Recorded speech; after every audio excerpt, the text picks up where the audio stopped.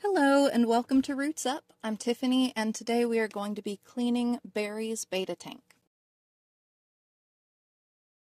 We're going to start off by just scrubbing the interior of the tank with a toothbrush.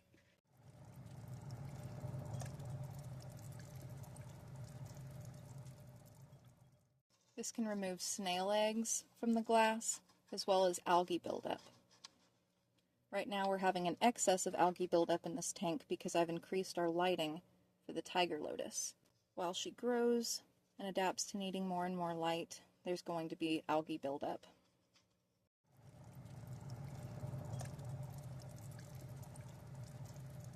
I'm also going to pull out mats of hair algae as I can. And I'm going to get some duckweed with this as well. All of this is going to go in our compost for our worms.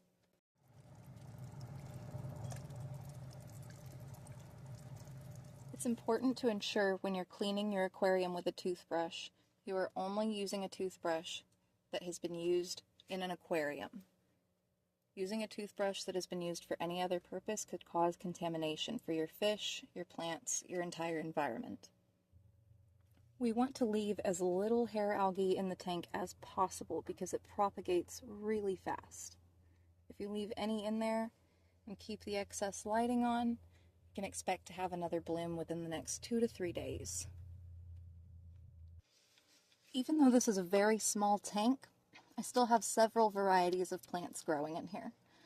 We have duckweed, frogbit, anacharis, pennywort, hornedwort. This little dude over here, I'm not exactly sure about.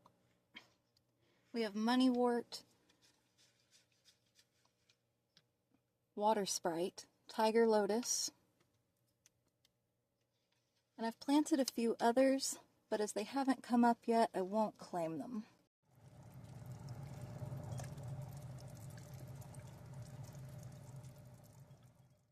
I don't ever scrape off the back side of the tank, as I feel the algae buildup around that area helps to create a more natural feel toward the back of their environment.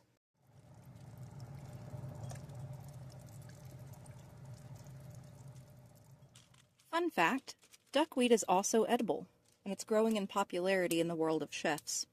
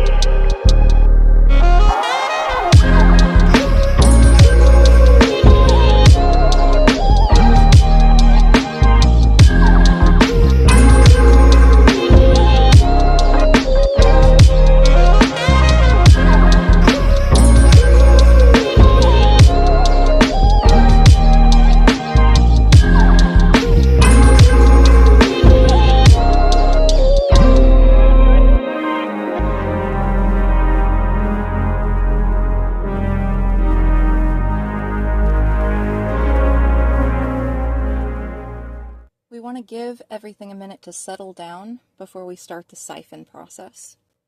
Just going to play with my plants a little bit.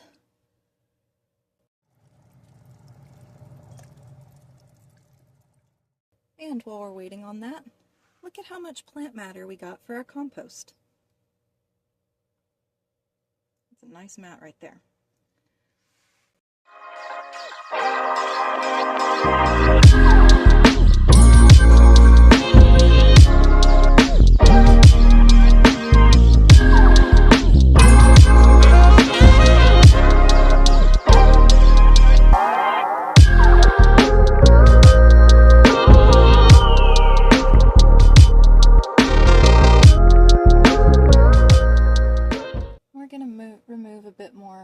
duckweed and frog bit as well, because it'll be back. Have no doubt that it will be back. More compost material. And a bit more.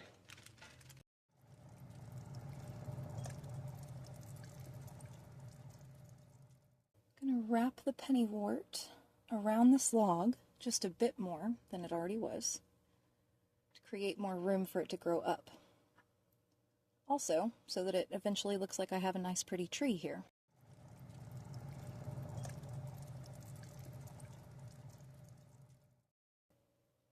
Doing this will also give my tiger lotus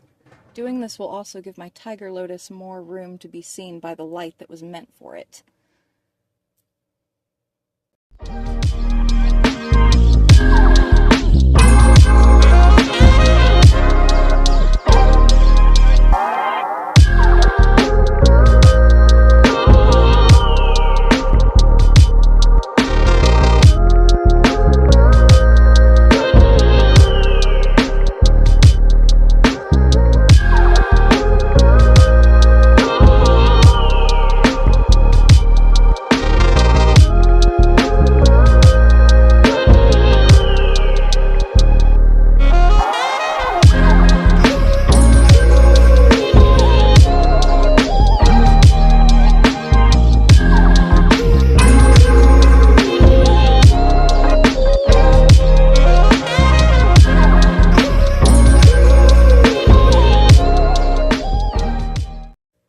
It's as good a time as any to start the siphoning process. Well, we want to siphon straight from the bottom to get as many solid particles out as possible. In other words, fish poop. We're trying to get fish poop out.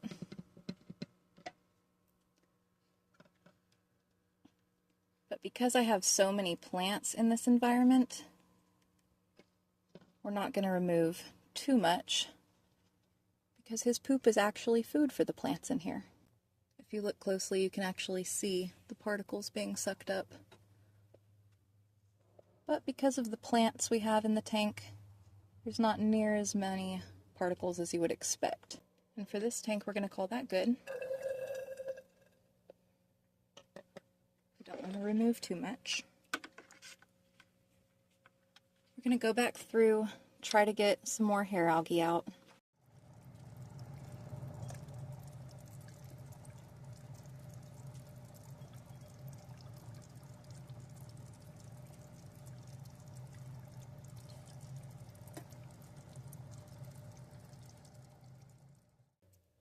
Whoa. Whoops.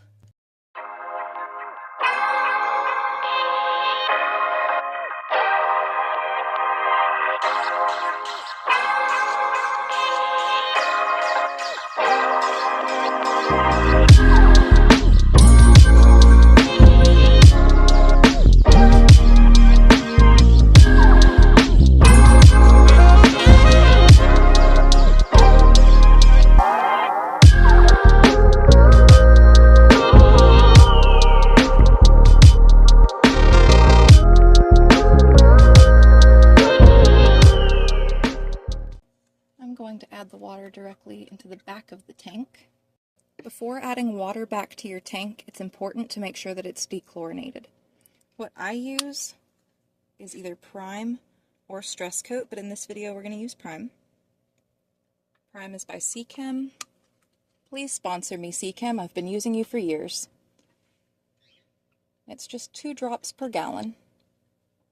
So as you can imagine, this tiny bottle lasts a while with this tank. My betta fish has a habit of jumping into his sump, even when the lid is on. So I never fill the tank up all the way.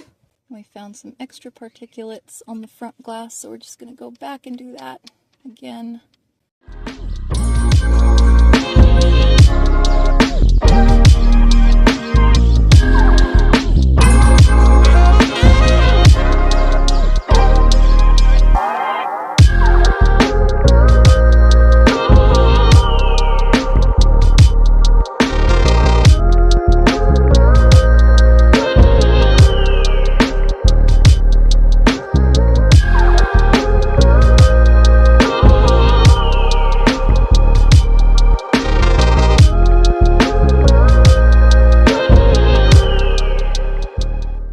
In this aquarium, I've also been using Aquarium Co-op's Easy Green.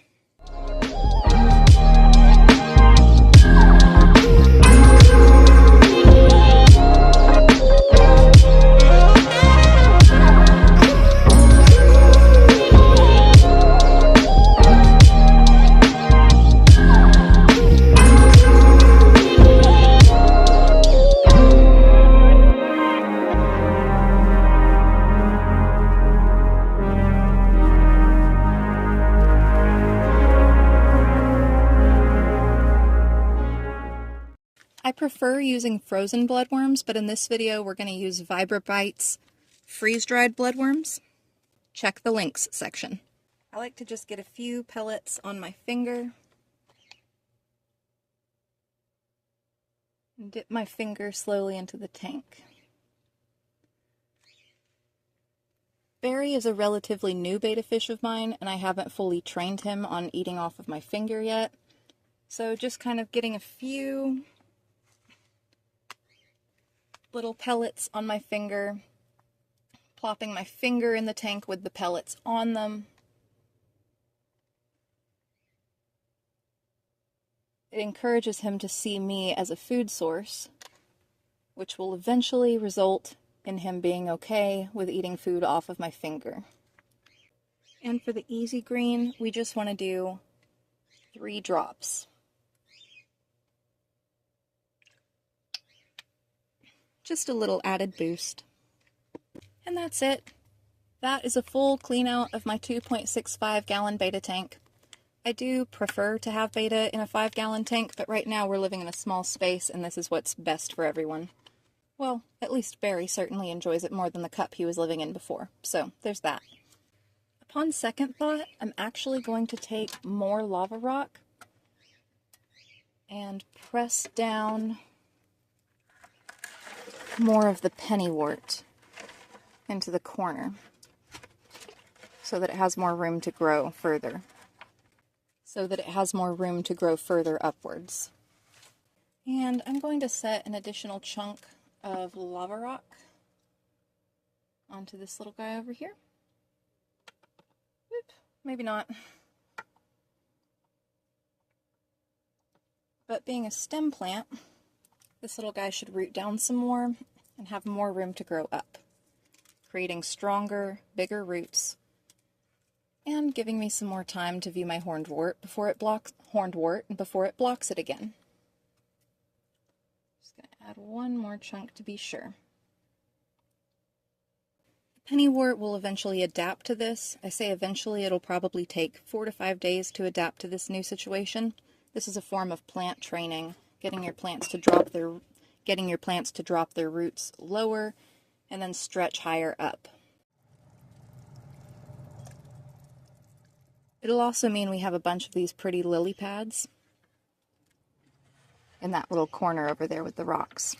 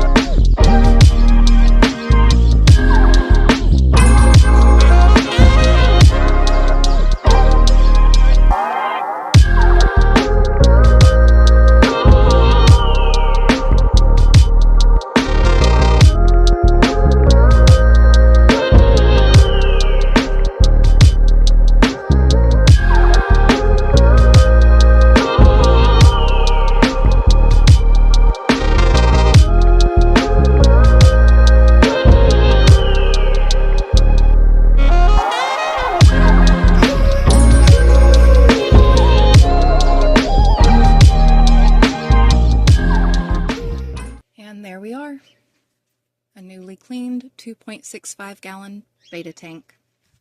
Thanks for watching. I'm Tiffany and we're RootsUp. Hit the subscribe button below and definitely look through the links. There's a lot of helpful things in there for betta keepers and fish keepers in general. Fair farthen.